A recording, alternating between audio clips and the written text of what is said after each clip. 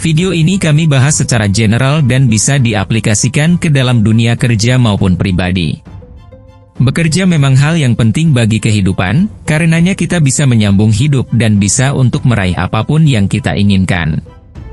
Dunia karir memang sangat erat kaitannya dengan etos kerja dan kerja cerdas.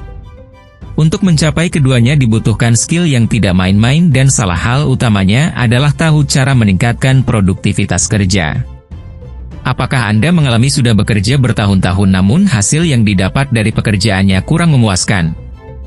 Atau jangan-jangan karir Anda begitu-begitu saja?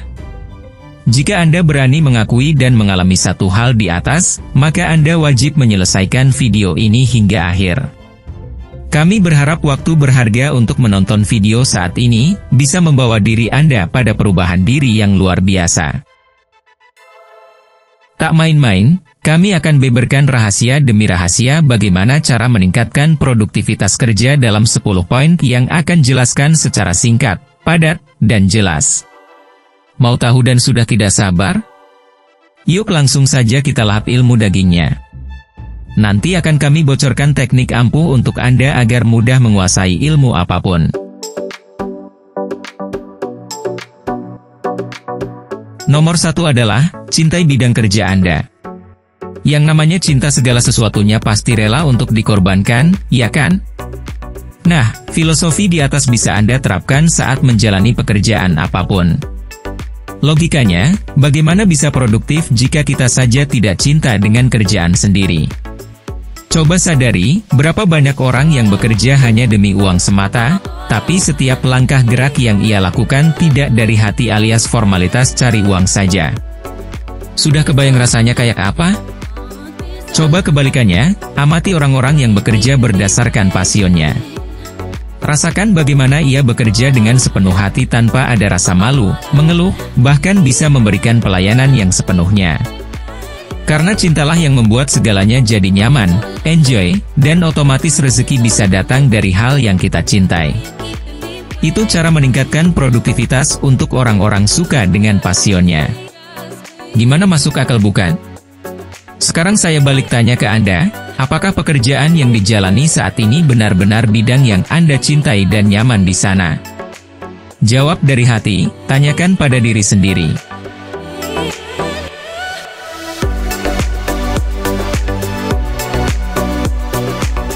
Kita lanjut poin nomor 2 yaitu, lingkungan yang meningkatkan produktivitas.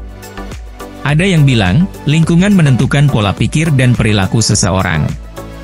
Jika memang hal itu benar adanya, maka lingkungan adalah faktor kedua setelah Anda cinta dengan pekerjaan Anda.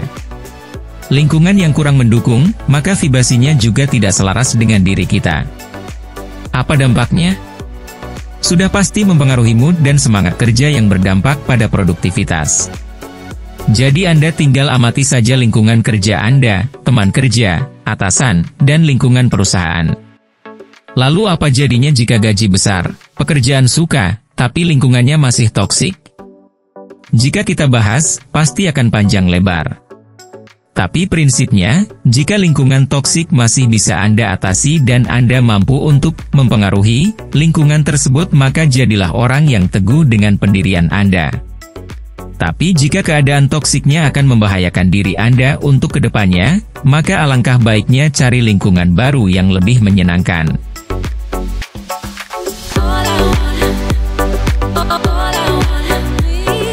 Berikutnya adalah, hal kecil adalah awal yang besar. Apa sih maksudnya? Mulai pekerjaan dengan pencapaian yang kecil terlebih dahulu. Sebenarnya punya ambisi yang besar boleh saja, tapi untuk meraihnya bisa di breakdown dengan pencapaian kecil dan sederhana dulu.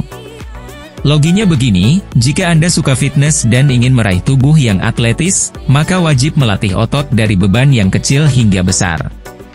Nah, dalam pencapaian pun begitu, Anda harus melatih otot pencapaiannya dari hal yang sederhana dan kecil dahulu. Semoga tercerahkan dan jangan anggap pencapaian besarmu adalah mimpi semata, karena di dunia tidak ada yang tidak mungkin.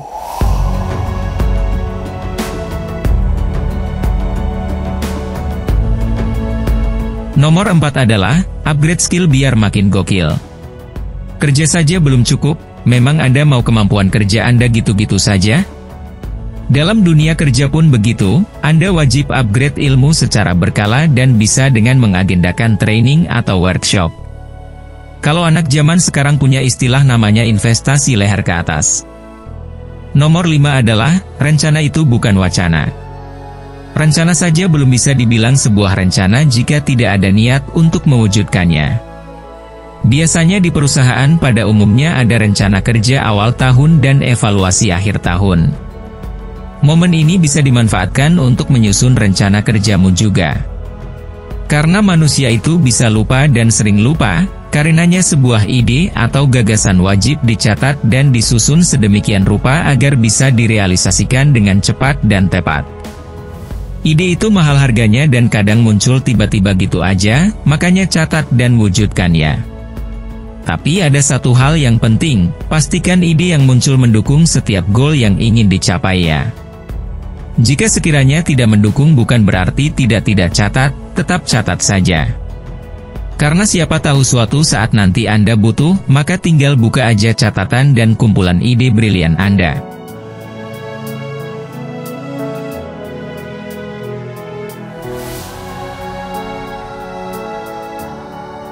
Nomor 6 adalah fokus.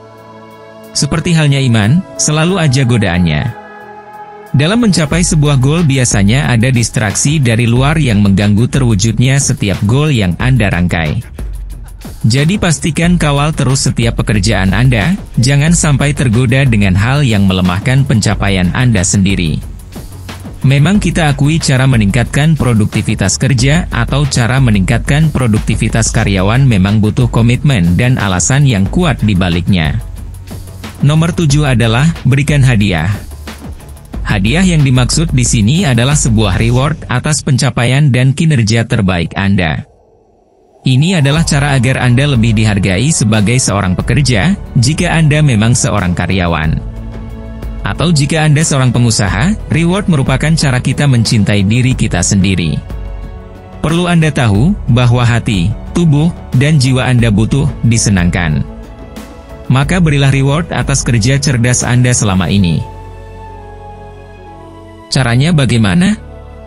Bisa dengan uang, fasilitas, atau dengan tiket berwisata gratis. Tidak menutup kemungkinan juga dipromosikan untuk naik jabatan. Gimana, sudah kebayang rasanya? Cara ini sangat efektif bahkan masih dipakai oleh perusahaan manapun agar para karyawannya tetap loyal dan bangga terhadap pekerjaannya.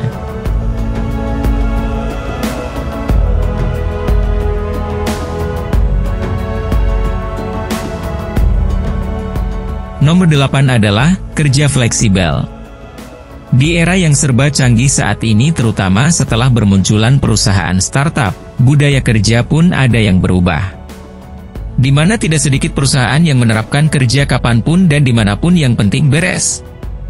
Cara ini bisa jadi cocok untuk diri Anda ataupun tidak, karena kenyamanan kerja yang baik itu hanya Anda yang tahu. Ada yang suka kerja pagi sampai sore, ada yang suka fleksibel, atau ada yang sukanya di rumah aja alias kerja remote. Nomor 9 adalah, tulis apa yang kamu kerjakan hari ini. Setiap mengawali hari ini, Anda wajib menuliskan daily activity agar Anda tahu apa yang ingin dikerjakan hari ini. Untuk menulisnya bisa Anda catat hari sebelumnya atau saat pagi hari mulai kerja. Hal ini penting karena untuk menghindari bingung mau ngapain hari ini. Untuk mencatatnya Anda bisa gunakan aplikasi Evernote, Google Docs, atau aplikasi apapun yang mendukung cara meningkatkan produktivitas.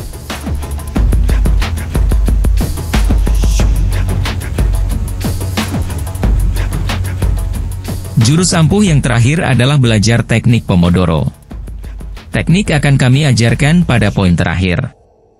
Mengapa kok ditaruh di bagian akhir video?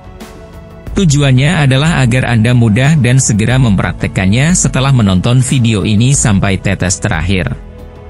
Teknik Pomodoro adalah teknik kuno dan ampuh sejak tahun 1980 oleh penemunya yaitu Francisco Cirillo. Teknik sangat ampuh bagi yang ingin bekerja ataupun sedang belajar hal apapun agar mudah menyerap ke otak. Di mana teknik ini selalu mengandalkan siklus waktu alias timer untuk membuat kita bekerja secara fokus. Caranya cukup mudah. Pertama, gunakan waktu belajar dan bekerja selama 25 menit penuh tanpa gangguan apapun. Intinya fokuslah dengan aktivitas kerjamu. Kemudian istirahat 5 menit saja.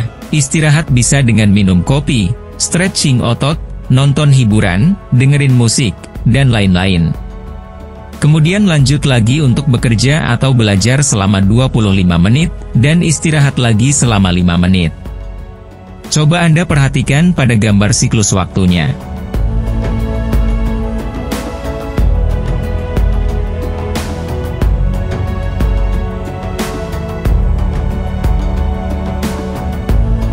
Lalu apa manfaatnya?